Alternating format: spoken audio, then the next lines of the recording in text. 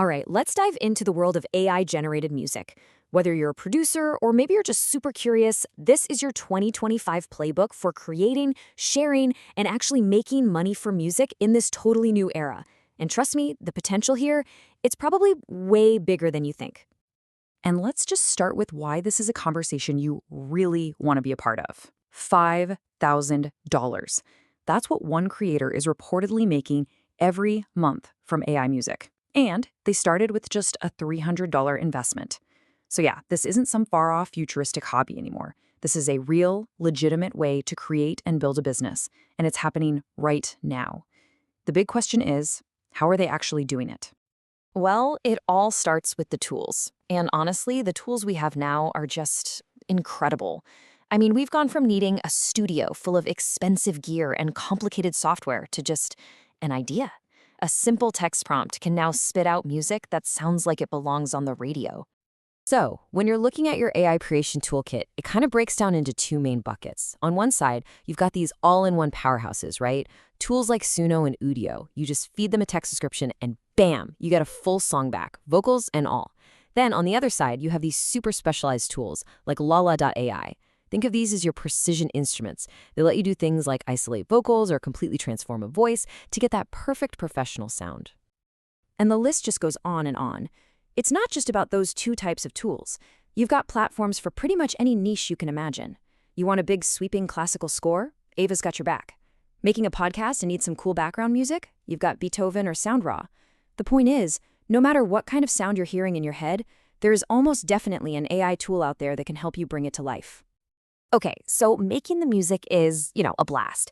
But getting it out there into the world and actually getting paid for it, that's where things get really interesting. Let's talk about how you turn those tracks you've created into actual sustainable revenue streams.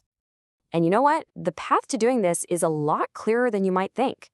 So, step one, you gotta distribute your music. You use a platform like DistroKid or TuneCore, and that gets your tracks onto Spotify, Apple Music, literally everywhere. Then, you start to monetize through things like streaming royalties and licensing. But the real secret sauce, the thing that builds a real career, is that last step. You have to diversify. Because look, success in music, especially now, almost never comes from just one place.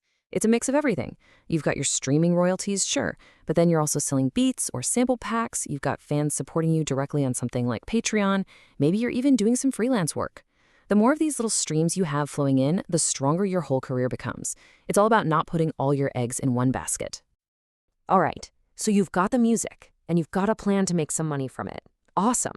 But to really, truly connect with people, to build an actual audience, you need something more. You need a brand. So what does that even mean, a music brand? Honestly, it's everything. It's the whole vibe. It's your music, of course, but it's also your cover art, the way you talk to people on social media, your merch, even your personal story. It's the whole package that lets someone who's never heard of you before instantly get who you are and what you're all about. And this leads us right into marketing, where there are some massive misconceptions floating around. Real marketing, it's not just posting randomly on social media to, stay active. And it's definitely not about relying on the algorithm to magically find you an audience. No. Good marketing is a system. It's about consistently telling your story and building a journey that takes people from being casual listeners to being actual ride-or-die fans. It has to be strategic, not sporadic. And if there's one thing to remember about all of this, it's this quote right here. It's not just about reaching as many people as possible. It's about building real, fulfilling, trusting relationships with the right people. That's what builds a career that actually lasts. So how do you actually do that? How do you build those relationships? Well, you don't do it with vague goals like, I want to get more fans. You do it with a real plan. And the best framework for that is using SMART goals. That means making sure every goal you set is specific, measurable, achievable, relevant, and time-bound. And here's what that actually looks like in practice. Instead of saying, I want to get bigger on TikTok, your goal becomes, I want to gain 500 new TikTok followers in the next 60 days. Instead of, I need more streams, it's, my goal is to get my track added to 15 user-generated Spotify playlists this month. See the difference? These are things you can actually work towards. And just as importantly, you can measure if you're succeeding. Okay, last but definitely not least. As we're building this AI music empire, we gotta play by the rules, right? Getting a handle on the legal side of things is absolutely crucial if you want to protect your work and make sure you're getting paid what you're owed. And really, it comes down to a few key checkpoints. First, you have to understand the copyright terms for whatever AI tool you're using. Who owns what? It can get tricky. Next, you need to register with a performance rights organization, think BMI or ASCAP, so you can actually collect your royalties.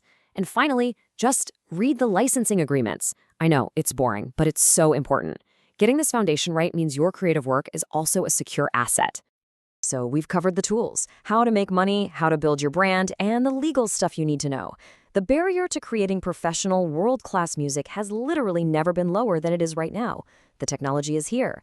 It's basically a powerful new instrument for a whole new generation of creators. So the only question left is, what are you going to compose?